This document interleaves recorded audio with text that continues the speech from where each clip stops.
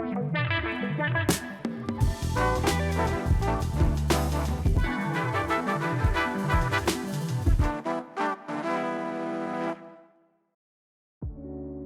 first got involved with the Escapist in 2019. I had just sold Gamementary to Enthusiast Gaming in 2018 to secure jobs for myself and Omar, our head of production at Second Wind, and we had just wrapped up work on the Divinity Original Sin documentary. E3 was around the corner, and the Escapist parent company, Enthusiast Gaming, needed someone to run the video team, so I was asked to step up and do it.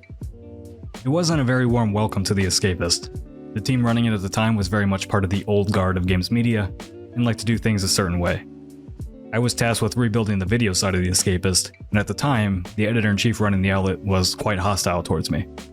It's not worth getting into all the details around that, but when your boss refuses to call you by your first name and just refers to you as dude, as they condescendingly shit all over the hard work you and your team did on documentaries, kinda hard to build up a good working relationship in that setting. E3 2019 was the first time I met Yahtzee, and my first assignment was to create compelling E3 coverage for our YouTube audience. What better way to do that than putting Yahtzee in front of a camera and having him do a stand-up interview with John Romero? I've written some slightly critical things about you. Oh, I know, I've seen them. Okay, well that's good. I think that video would go on to define our time at the Escapist. It was a great entry point that showed the audience we got it. Not long after that, the editor-in-chief would go on to get embroiled in Twitter drama and ended up being fired from the job. You might find it surprising that I, of all people, would be quite clear with my teams to stay out of Twitter drama, but more on that later. When I was asked to become the editor-in-chief of The Escapist, it was both exciting and excruciatingly frightening. At the time, The Escapist was pretty much universally hated around the games industry for its role in the original Gamergate controversy. It was a brand that hardly anyone was willing to touch. It had lost all of its original creators aside from Yahtzee, and most of the community by then was relegated to the forums, which was its own can of worms. In 2018, I wasn't a big figure in the games industry at large. I had built up lots of connections with independent developers over the years through my work on the first outlets I had built, but outside of that and the documentaries I had worked on, I didn't have much of a connection with the rest of the industry. Taking up that job, I knew that if I fucked it up, that would mean the end of my career in games media. Going in, I knew people who didn't know me weren't going to trust me. The audience that was just there for Yahtzee was going to view anyone sharing his space negatively. The games media would make their worst assumptions about me, and it was going to be an uphill battle to convince the industry to even work with a brand with such a tarnished reputation.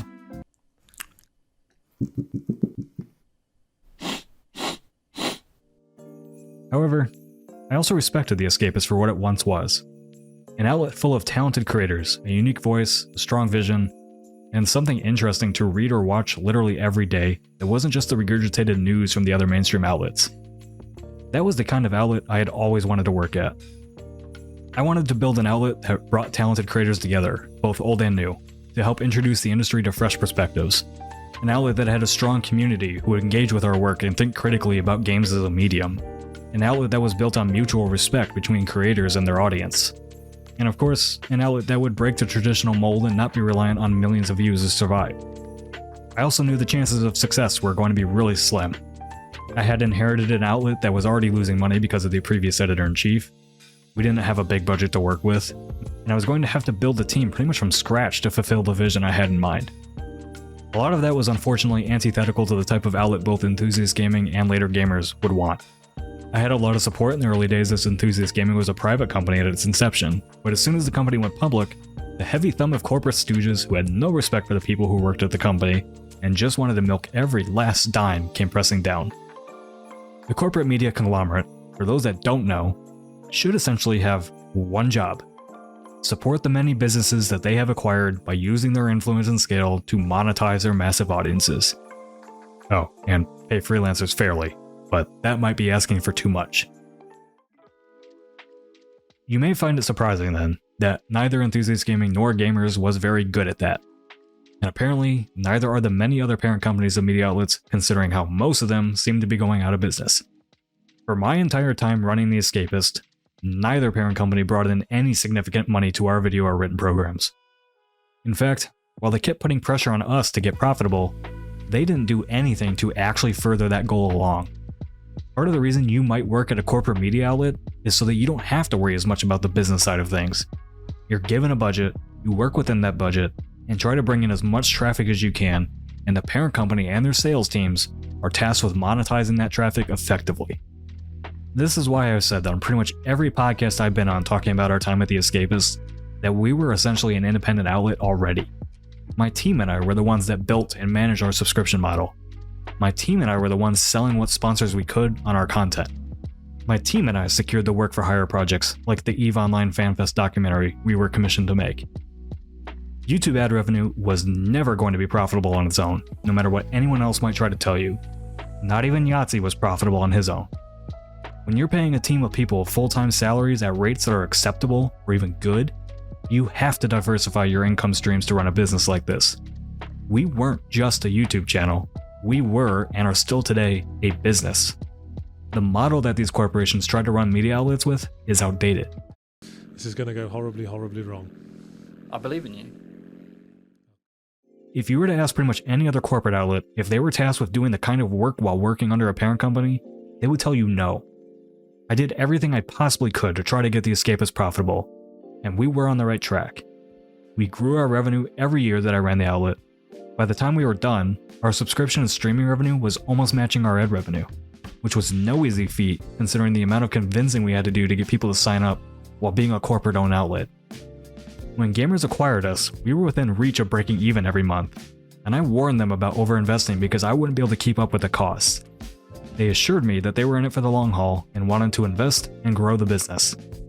It wasn't long after that that I knew our time was limited because the growth they wanted us to achieve, after ignoring my advice, was going to be impossible without basically cloning Yahtzee 3 times.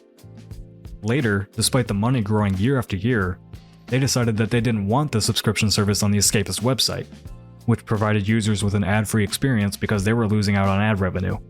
So their idea to fix that was to load the site up with even more ads, as if people wouldn't just turn their ad blockers on. So, at that point, what do? You have 2 conflicting business models, one that's working in the long term to build a dedicated audience that's willing to pay for quality work, and one that was entirely reliant on output, SEO, and an audience that just window shops and never steps in the door. Rebuilding The Escapist was the most rewarding, most stressful, most exciting, and most heartbreaking time of my life.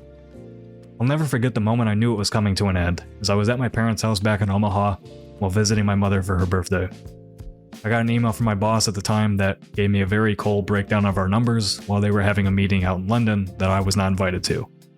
Even though by then I was tasked with trying to revitalize a number of their dead YouTube channels, including Prima Games, Esports, and The Mary Sue. The numbers were no surprise, obviously, but the timing was pretty clear. I had just gotten out of the shower and checked my email for that message. I was immediately upset and panicking.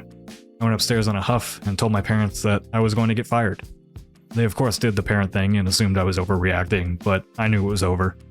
I had watched a number of my former bosses come and go, and if you were to ask Omar, I was very good at reading the room for when their time was up. So I knew it was mine. I'll never forget the dread I felt leading up to the day we were eventually fired. We all knew we had built something really special with The Escapist. The team, the community, the work, all of it.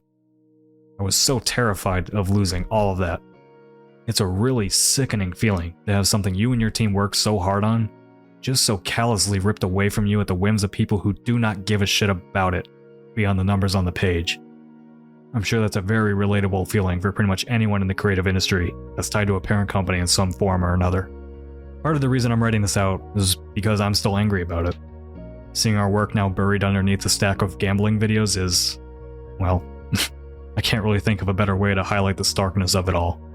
Yahtzee put 15 years of his life into The Escapist, and he doesn't even get to own his own legacy in this business. That was part of the reason I made it a big goal of mine to try to return the IP rights to a lot of the older shows to the original creators. One of my proudest accomplishments at The Escapist was getting Movie Bob and the Loading Ready Run team the rights back to their original works. I know firsthand how painful it is to not own your history, and these shows don't work without the people who made them. So what's the point of a parent company owning them other than to keep milking them for money? The axe finally came down on our time at The Escapist on November 7th, 2023. I had pulled the team into a meeting that morning as both Omar and I were being iced by management. We knew something was coming, so in that meeting, we asked the team, what are we doing? We still hadn't fully committed to going independent, A few minutes into that meeting, I got the message on Slack that I was to have a meeting with my boss and HR. I told the team, I'll be right back. I'm going to get fired. The call was less than 3 minutes long. I was told that things weren't working out and that they had some papers for me to sign on my way out. I didn't even look at the papers. They offered me $3,000 in severance, and I said I don't want it. I'm not signing anything. And then went back to our team meeting. One by one, the calls came for the other members of our team. Jesse Schwab, Jack Packard, Matt Laughlin, and more were going to be fired, but they resigned before gamers could get the last word in on their time at the Escapist.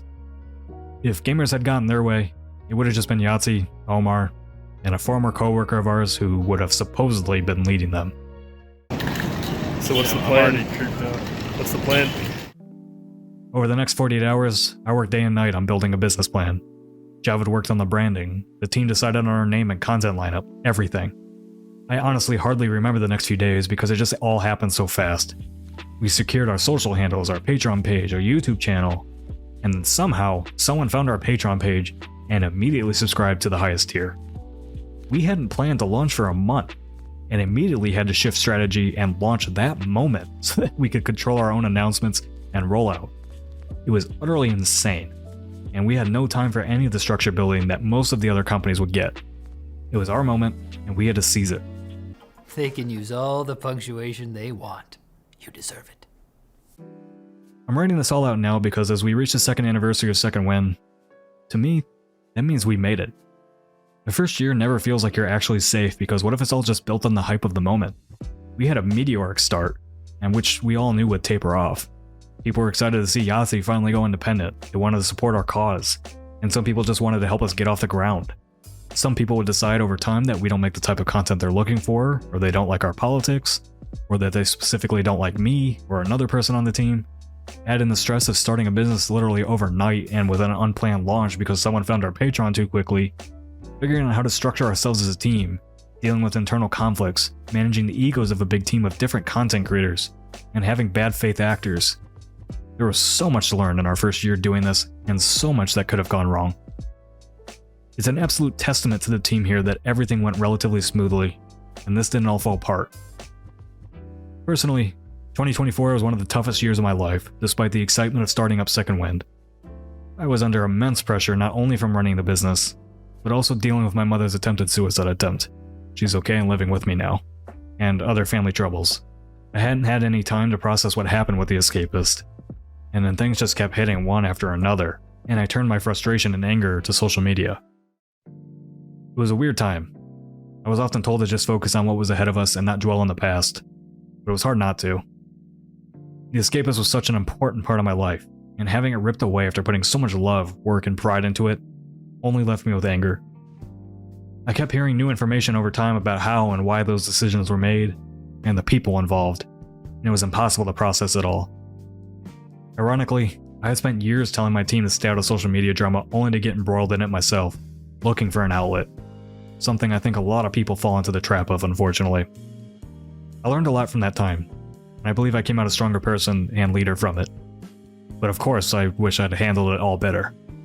We're a big team of people working on an independent media outlet together. Our successes and our failures are all dependent on us and the choices we make. That includes how we represent ourselves both personally and professionally. There's no parent company to point the finger at anymore when things go wrong. After 2 years of Second Wind, proof is in the pudding that what this team built at the Escapist was worth fighting for.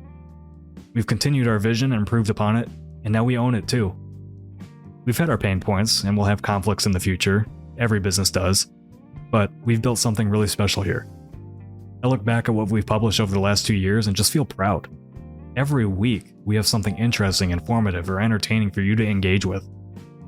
I truly think we offer the most value of any independent games media outlet in the business, and we produce work that is of a consistently high standard and quality. Second Wind is the outlet I've always dreamed of running, and the team I run it with is what makes it all possible. The community behind us makes it exciting to get up every morning to get to work, knowing that you have our backs, keep our well-being in mind, and are excited about all the different things we work on makes this job fun. We've had our struggles as a business, but everyone here now is in it for the long haul, and continuing to build out this vision. I've written all this out today as a reminder of how we got here, to myself, the team, and the community.